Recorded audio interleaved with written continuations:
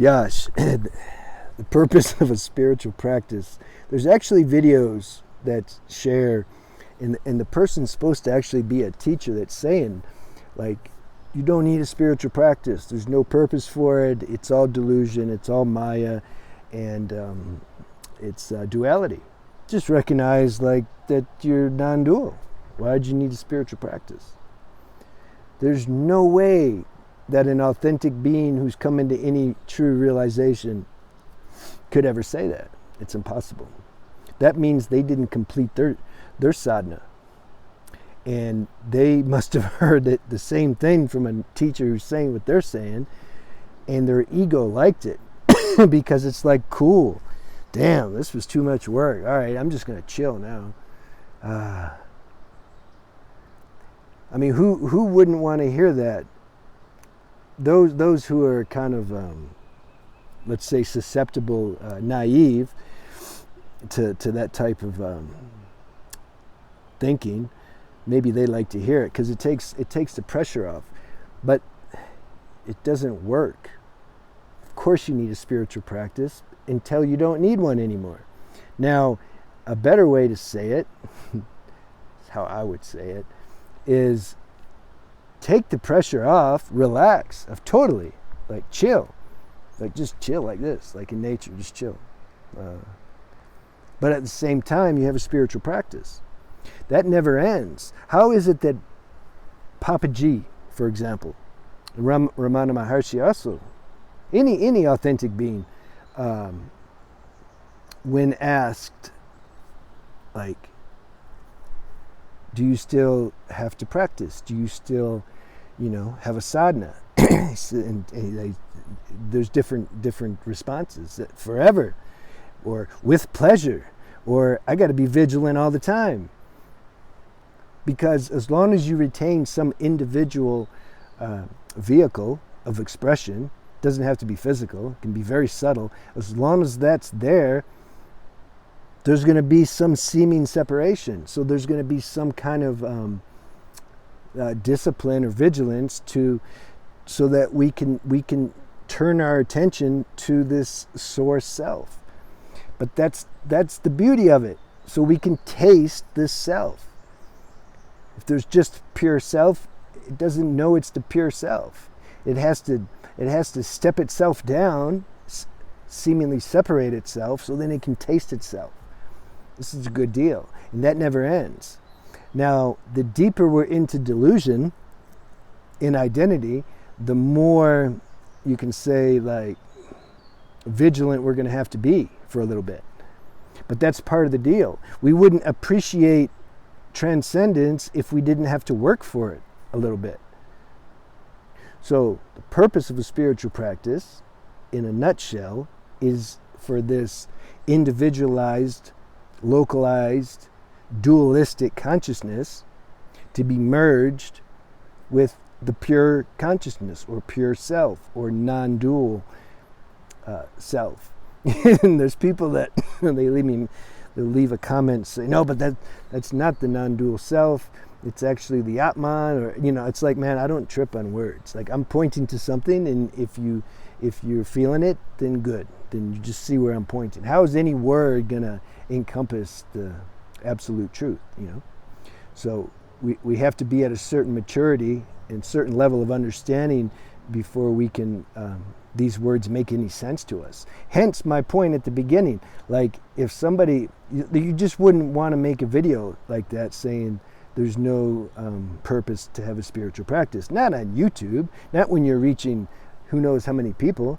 If you're working with a select, group of people, maybe your students or some higher, just advanced sadhakas, and then the moment calls for that kind of speaking, the context is correct to put that in there, then you say it.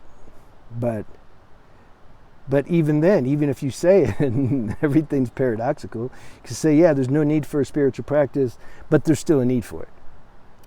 You see, there's no, I've said before, the truth, to speak the truth, you got to talk in the language of opposites.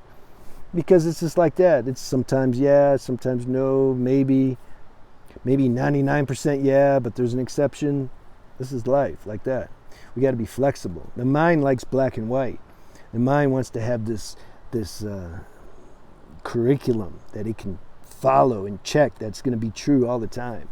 Life don't work like that. Life is here to burn that curriculum up so that you just spontaneously flow into the moment, because that's what life is. Why do masters seem to contradict each other? They even contradict themselves. They'll say one thing today, and then maybe next week they'll say something else. Because different situation. They're talking to a different person. The context is different. They're answering a different temperament and character. So a different level of consciousness. Sometimes you got to say something. It's appropriate for a certain stage in consciousness, but then later you throw that away, and then it's not true. For another person, it's not true. And then the mind of somebody will say, well, how can he say this and that? Oh, he doesn't really know what he's talking about. He's lying. Osho was a master at that. He'd say all kinds of things, and he'd purposely contradict himself. I'm that type too, because it's like something. It's like the universe is somehow making balance for all this tightness and rigidity and tension in people's minds and in spirituality and in religion.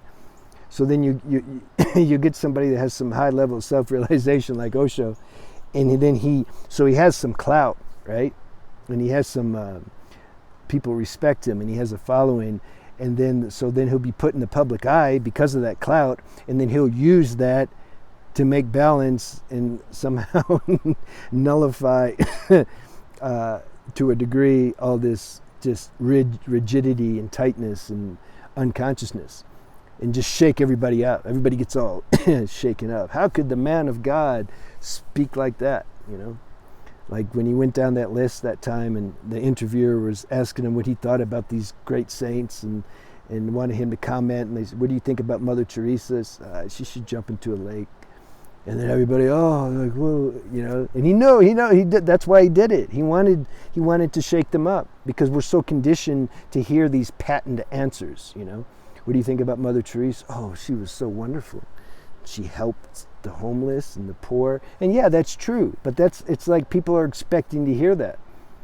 See, if you don't get shaken up, you stay asleep.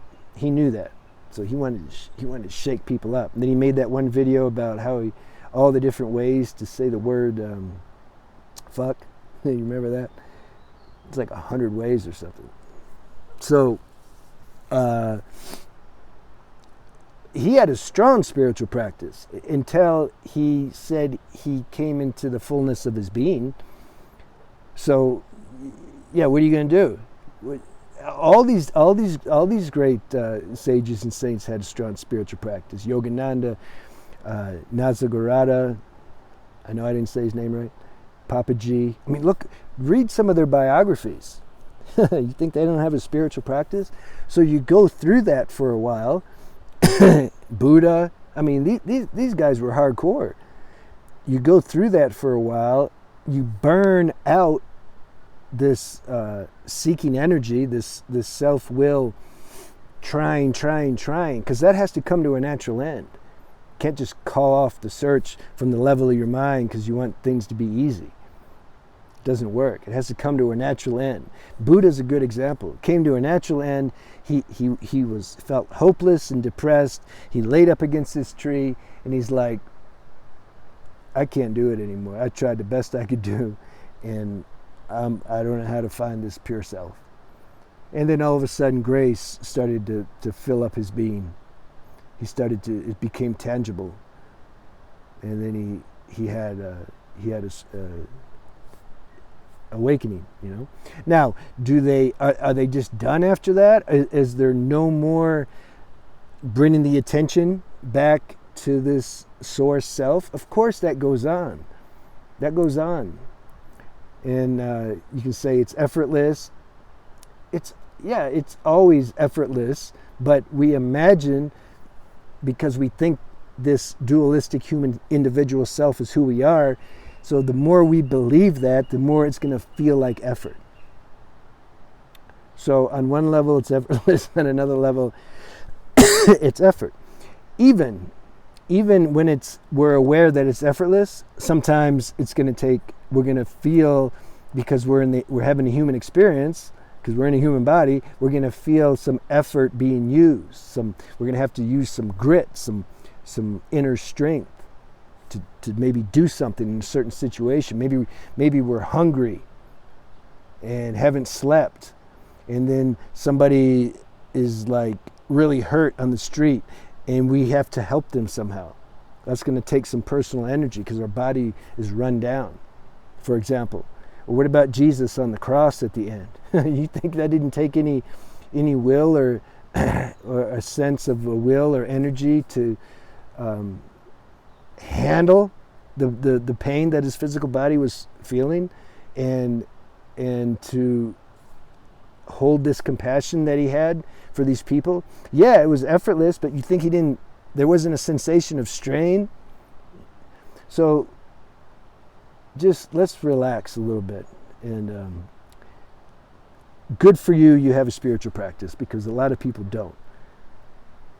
They just go to work, get drunk, have sex, make money, and then repeat. And maybe do it for lifetimes. You're trying to be free, so you're using a spiritual practice to do that. Don't give it up. It will dissolve in its own time, and you won't even know it. Somebody will ask you, do you have a spiritual practice? Yeah, that might be your answer. All right? So don't rush things. Chill. The more we chill, the more ironically accelerated this evolution is. You see, the self-will and the ego just gets in the way on every level, spiritual or not. It wears the God hat, devil hat, and every other hat. So somehow keep the attention inside. There's something that's not doing anything. Even as I'm talking right now, there's something you can just feel. It's not doing anything. It doesn't have a voice or a mind or anything. It's just this beingness. So you keep attention on that, and then you let the talking happen simultaneously. But don't try to figure that out. That happens also by grace. All right, I think we talked enough. See you.